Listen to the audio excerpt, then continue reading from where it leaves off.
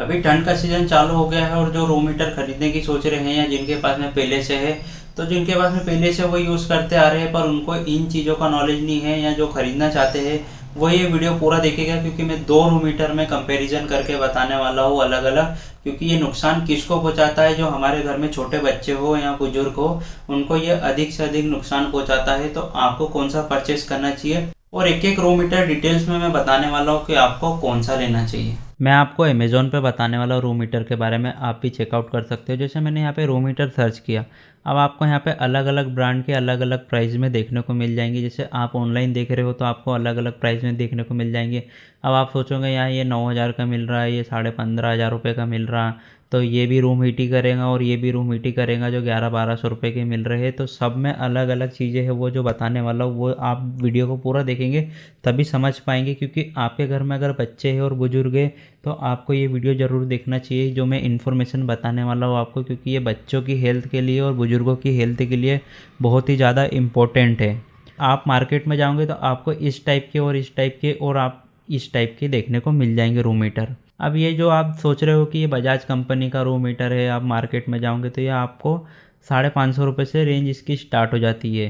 पर ये बजाज कंपनी का है तो आप कंपनी का सोच के मत लीजिएगा, मैं किसी कंपनी की बुराई नहीं कर रहा हूँ। पर ये वाले जो रूम हीटर है, ये रूम हीटर भाई किसी काम के नहीं रहते। रूम तो गर्म करेंगे पर इनकी चीज़ें जो डिटेल्स में है वो मैं बताने वाला हूँ। डिटेल्स आप इसमें देखोगे, आप इसमें जो कंपनियाँ हैं या मार्केट में आप देखने जाओगे तो कोई भी बंदा हो वो बेचने की ही कोशिश करेगा, आपको सारी चीज़ें अच्छी ही बताएगा। इसकी क्या गलतियां हैं, क्या नुकसान है, वो चीज़ें इसमें नहीं बताते हैं। हमेशा आप यहाँ पे स्पेसिफिकेशन भी देख सकते हैं, इसमें सारी चीज़ें अच्छी ही लिखी है। इसमें कोई चीज़ें ऐसी नहीं लिखी है कि जिससे कि आपको नुकसान हो रहा हो या ये नुकसान पहुँचा सकता है।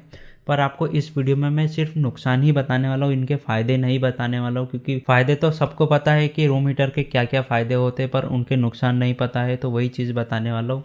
तो सबसे पहले मैं बताता हूँ, जैसे आपके घर में अगर बच्चे हैं या बुज़ुर्ग हैं, आप उनके लिए यूज़ कर रहे हो, तो सबसे पहला पॉइंट हमारा आ जाता है ऑक्सीजन लेवल।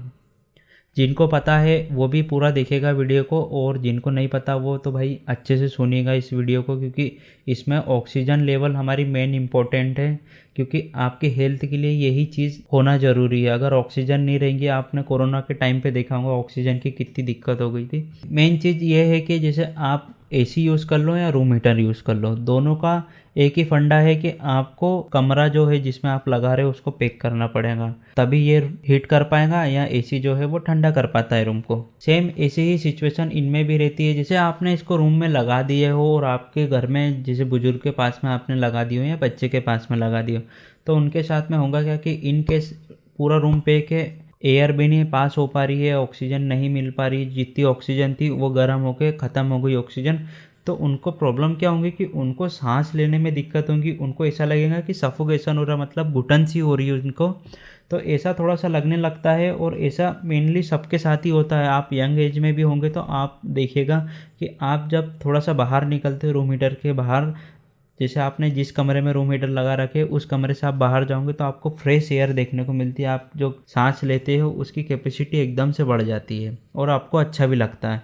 ऐसा ही रूम हीटर में बुज़ुर्गों के साथ भी होता है कि आपने बुज़ुर्गों के पास में लगा दिया या बच्चों के पास में लगा दिया, तो उनकी कंडीशन यही हो जाती है कि उनके फेफड़े, उनके लंग्स जो कैपेसिटी रहती है उनकी थोड़ी कम रहती है सांस की। तो उनके साथ में ये ज़्यादा सिचुएशन हो जाती है कि उनको सांस लेने में प्रॉब्लम होने लग जाती है।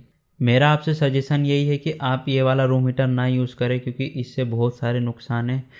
नेक्स्ट हमारा आ जाता है कि आपके घर में मान लो बच्चे हैं तो बच्चे का आप सोच रहे हो कि इसमें ग्रिल लगी हुई है तो हाथ वगैरह नहीं टच होगा, तो उसकी एक सेफ्टी है जो मार्केट में आपको सेल करते ये चीज़ें बता के।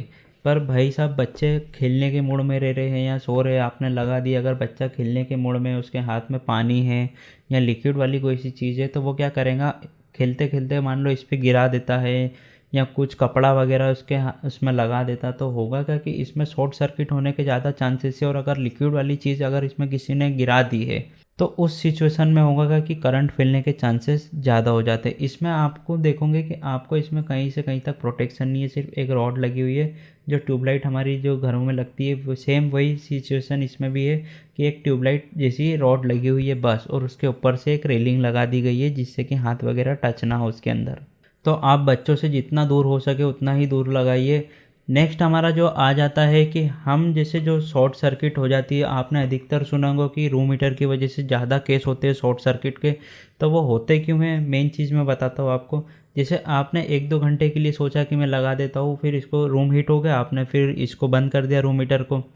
रूम हीटर बंद करने के बाद में होगा क्या कि आपका जो रूम का टेम्परेचर है वापस से वो वही लेवल में आने लग जाएगा, आपका रूम ठंडा होने लग जाएगा। फिर आप उसको वापस चालू कर देते हो, फिर रात भर कंटिन्यू अगर चल रहा है तो ऐसा आप डेली यूज़ में ले रहे हो और डेली नाइट में पूरा जल रहा है, तो उस कंडीशन में होगा क्या कि मान लो जैसे आपकी जो केबल है वो इतनी गर्म हो जाती, इतनी अंदर से हीट हो जाती, हमें पता नहीं रहता। आप कंटिन्यू उसको चलाइए, उसके बाद उसकी जो केबल रहती है उसको थोड़ा सा बेंड करके देखिएगा आपको वो नरम दिखेंगी। तो ऐसा ही होता है इन केबलों के साथ में कि जैसे ये 1000 वोल्टेज का है तो इसमें वोल्टेज कम ज़्यादा भी होते रहते हैं, जिसकी वजह से भी शॉर्ट सर्किट हो जाता है। और केबल ज़्यादा हीट होने पर हम जैसे रात में तो सो गए, हमें पता नहीं है कि अंदर ही अंदर केबल हीट होकर गल गई है और अचानक ही शॉर्ट हो जाती है। हमें उसकी स्मेल भी नहीं आएंगी क्योंकि उसके ऊपर भी एक कवर और एक कोटिंग लगी हुई रहती है, जिसकी वजह से हमें स्मेल नहीं आ पाती है। तो उस सिचुएशन में होगा क्या कि जैसे आपके अंदर ही जो दो केबल रहती है प्लस माइनस की, वो अगर अंदर ही गल के शॉर्ट हो गई तो आपकी मेन लाइन में भी शॉर्ट सर्किट होने के ज़्यादा चांसेस रहते हैं, क्योंकि इसमें कोई प्रोटेक्शन नहीं है। इन स्विचेस का अलग से एक प्रोटेक्शन आता है। जैसे आप मान लो कंप्यूटर का यूज़ कर रहे हो, फ्रिज यूज़ कर रहे हो, अलग अलग चीज़ों के अलग अलग प्रोटेक्शन आते हैं जो हम मेन जो हमारा सॉकेट रहता है मेन बोर्ड में, उसमें लगा के हम इसे यूज़ कर सकते हैं। उसका एक प्रोडक्ट का एक अलग से वीडियो बना दूंगा, आप मुझे कमेंट करके ज़रूर बताइएगा। अगर आपको चाहिए तो मैं उसकी इन्फॉर्मेशन उसका एक अलग से वीडियो बना दूंगा कि आपको कैसे यूज़ करना है और क्या किन किन चीज़ों में हम इसे यूज़ कर सकते हैं, और आपको रूम हीटर के लिए कौन सा लेना चाहिए, कितने वोल्टेज वाला लेना चाहिए, वो एक एक डिटेल्स में आपको मैं बता दूंगा। आप मुझे कमेंट करके ज़रूर बताइएगा। नेक्स्ट हमारा आ जाता है, जैसे मान लो आप नाइट में सो रहे हो और आपका रूम बहुत ही ज़्यादा ठंडा है या आप बाहर से आए हो तो आपको ज़्यादा ही थोड़ी ठंड लग रही है, तो आप क्या करते हो उस सिचुएशन में कि आपने बेड के पास में अपने रूम हीटर लगा दिया कि ये जल्दी से जल्दी रूम को गर्म करने की कोशिश करेंगे, और हम पास में लगा देते हैं ताकि हमें भी थोड़ी सी गर्माहट लगने लगे। तो यही चीज़ें हम गलती कर देते हैं। अब हम सो तो जाते हैं, मान लो हम सो गए, नाइट में हमारा ध्यान नहीं है, हमारे पास में ही ये लगा हुआ है, तो पास में होने से जो फर्स्ट बात बताई थी ऑक्सीजन की, ऑक्सीजन हमारे पास की सारी ये ख़त्म कर देगा। सेकंड चीज़ जो है ये हमारी, मान लो कि जैसे आपने जो भी चादर वगैरह ओढ़ा हो या आपके घर में फ़ैन चल रहा हो, तो कुछ भी कपड़ा वगैरह हो, तो वो कपड़ा उड़ के अगर इसमें टच हो गया तो वो जलने के चांसेस ज़्यादा रहते हैं। या आप नींद में हो और अगर इसमें शॉर्ट सर्किट हो रहा है, केबल जल गई है या फिर इसकी रॉड ज़्यादा ही गर्म हो गई जिसकी वजह से इसकी जो रेलिंग लगी है वो भी हीट होने लग गई है, आपका हाथ लग जाना, तो उसकी वजह से आपका हाथ भी जलने के चांसेस रहते हैं। मेरा मोटिव यही है समझाने का कि आपकी हेल्थ मेन इम्पोर्टेंट है। रूम हीटर आप प्राइस को देख के मत लीजिएगा, क्योंकि उसके पॉइंट भी देखिए, आपको इसके जो स्पेसिफिकेशन है वो तो सारी चीज़ें अच्छी देखने को मिलेंगी, पर आपको इन चीज़ों की जानकारी नहीं है कि आपकी ऑक्सीजन लेवल कम कर सकता है रूम के अंदर की, आपके सेफ्टी पर्पस कुछ भी नहीं है इसके अंदर। आपके अगर केबल जल जाती है या रोड जल जाती है या किसी ने पानी वगैरह गिरा दिया तो उसमें शॉर्ट सर्किट या करंट लगने के चांसेस ज़्यादा रहते हैं। और मेनली अधिकतर यही केस होते हैं कि घरों में शॉर्ट सर्किट हो जाता है, और दिक्कत यही होती है कि ऑक्सीजन लेवल हमारा कम हो जाता है जिसकी वजह से सांस लेने में दिक्कत हो जाती है। मैंने ये वाले रूम हीटर का समझा दिया है, अब मैं सेकंड वाला जो रूम हीटर के बारे में बताने वाला हूँ। अब मैं ये हेवल्स का ये वाला रूम हीटर का बता देता हूँ। मैं एक मेनली एग्जांपल के तौर पे बता रहा हूँ क्योंकि आपको इस चीज़ों की जानकारी हो सके। ये वाला रूम हीटर आप देख सकते हो, जैसे ये ऑयल फील्ड रेडिएटर है, ये वाला रूम हीटर है। तो इस रूम हीटर के फ़ायदे बहुत अच्छे अच्छे हैं। जैसे आपके घर में बच्चे और बुज़ुर्ग है तो उनकी जो ऑक्सीजन लेवल है, जो उनकी ह्यूमिडिटी है वो कम नहीं करता है, वो मेंटेन रहती है इसके अंदर में। और इसकी जो हीटनेस है वो बहुत ही ज़्यादा टाइम तक के लिए रहती है। मान लो जैसे आपने 2 घंटे यूज़ किया और उसको बंद कर दिया है तो ये रूम को ठंडा जल्दी से नहीं होने देता है। इसकी एक खासियत ये है, हालांकि ये उसके मुकाबले ये थोड़ा सा बड़ा है साइज़ में और ये हेवी है थोड़ा सा, इसलिए इसके अंदर आपको यहाँ पे स्लाइडिंग टायर्स देखने को मिल जाएंगे, जिससे कि आप इसको स्लाइड करके कहीं भी एक कमरे से दूसरे कमरे ले जा सकते हो।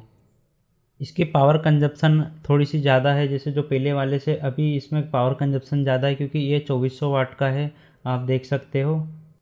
और इनकी मैं स्विचेस के बारे में बात कर लूँ तो इसमें जो हमारे प्लग दिया हुआ रहता है वो 16 एम्पियर का रहता है, और जो पहले वाला जो मैंने बताया उसमें 6 एम्पियर का प्लग मिलता है जो कि लोकल ही रहता है, बहुत ही कम क्वालिटी का रहता है वो उसमें जलने के चांसेस ज़्यादा रहते हैं। इसकी जो कैपेसिटी है वो 16 एम्पियर की है, जो इसका प्लग दिया हुआ है। इसकी केबल भी बहुत अच्छी है।